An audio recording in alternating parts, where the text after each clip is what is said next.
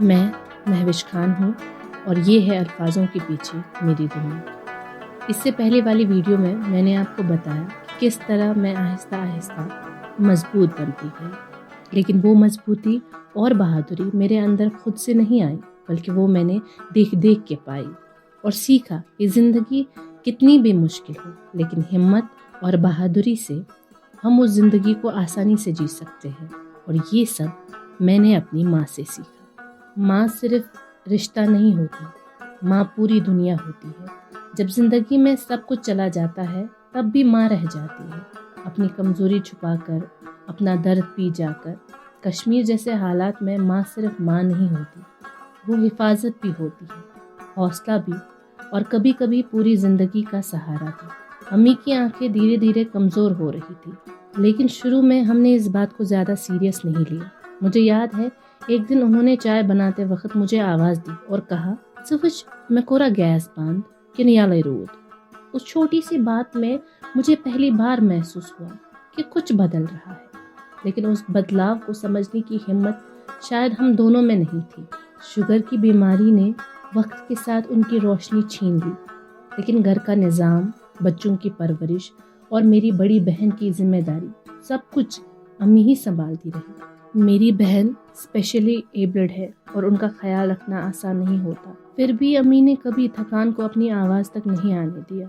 مجھے یاد ہے جب بجلی چلی جاتی تھی اور امی اندھیرے میں دیوار کے سہارے چل کر چیزیں پہچان لیتی تھی، میں ان کا ہاتھ پکڑنے جاتی تھی، لیکن وہ اکثر دھیرے سے کہہ دیتی تھی، "بس بالکل ٹھیک"۔ شاید ٲس نہٕ سۄ چاہان کہ اَسہِ باسہِ سٲنۍ موج چھےٚ کمزور، بلکہ تٔمِس اوس یہِ تما زِ أسۍ تھاوو ہمیشہ تٔمۍ سٕنٛز ہمت یاد۔ ہمارے گھر میں پیسے ہمیشہ کم ہوتے تھے، خرچے زیادہ، ضرورتیں اور بھی زیادہ، لیکن ایک عجیب سی بات تھی، رمضان آتا تھا اور لگتا تھا جیسے برکت خود چل کر ہمارے چھوٹے سے گھر میں آ گئی ہو۔ امی کہتی تھی، "کہان رتن گوٚژھ زینُن تہٕ ماہ رمضانس گوٚژھ خرچاوُن"۔ رمضان میں کمی محسوس نہیں کرتے، یہ مہینہ شکر کا ہوتا ہے، شکایت کا نہیں۔ ان کی بات اس وقت سمجھ نہیں آتی تھی، آج سمجھ آتی ہے۔ مجھے ایک رمضان بہت اچھی طرح یاد ہے۔ ہم مہاراج بازار لال چوک گئے تھے سودا لینے۔ بازار روشنیوں سے جگمگا رہا تھا، ہر طرف لوگ، آوازیں، مسالوں کی خوشبو، کھجور اور سویاں کے تھیلے۔ بچے نئے نئے کپڑوں کی ضد کر رہے تھے اور ہر دکان سے رمضان مبارک کی آواز آ رہی تھی۔ ہمارے پاس پیسے بہت کم تھے۔ امی ہر چیز اٹھا کر دھیرے سے پوچھتی، "بھجان یاتھ ما گژھِ تھوڑا کیا کام؟"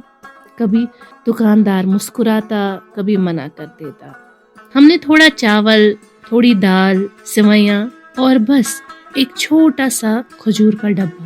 میں دیکھ رہی تھی، امی حساب بھی کر رہی تھی اور ساتھ ساتھ دعا بھی پڑھ رہی تھی، جیسے ان کا یقین پیسے سے زیادہ مضبوط تھا۔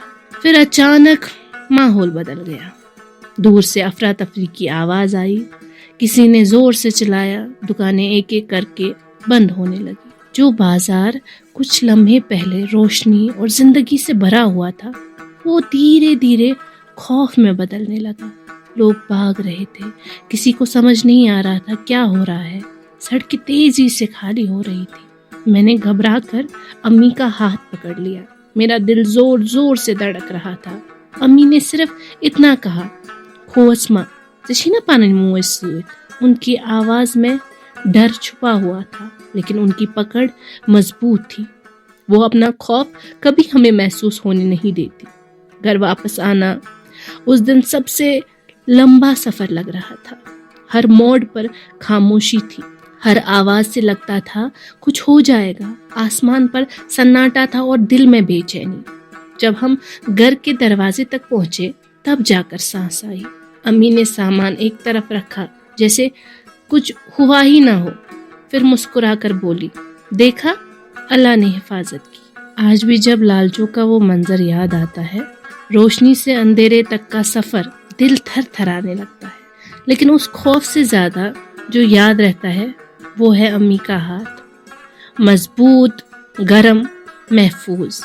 پیسے کم تھے، حالات مشکل تھے، بازار کبھی روشن کبھی سنسان ہو جاتا تھا، مگر ایک چیز کبھی کم نہیں ہوئی، امی کا صبر۔ اور شاید اسی لیے آج بھی کہتی ہوں کشمیر میں ماں صرف ماں نہیں ہوتی، وہ گھر کی روشنی ہوتی ہے، وہ اندھیرے میں راستہ ہوتی ہے، اور جب سڑکیں خالی ہو جاتی ہے تو ماں کا ہاتھ ہی سب سے بڑا سہارا ہوتا ہے۔ آج جب دنیا انٹرنیشنل وومنز ڈے مناتی ہے، مجھے لگتا ہے کہ سب سے بڑی طاقت ان عورتوں میں ہوتی ہے جو کبھی ہیڈ لائنز کا حصہ نہیں بنتی، جو گھروں کے اندر خاموشی سے زندگی سنبھالتی رہتی ہے۔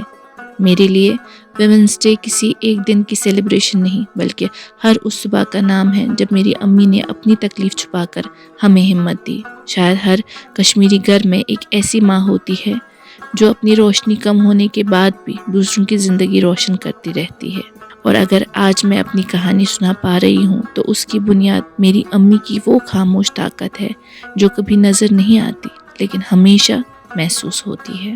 ابھی بہت کچھ باقی ہے میری اس کہانی میں، بس آپ سننا نہیں بھولیے گا۔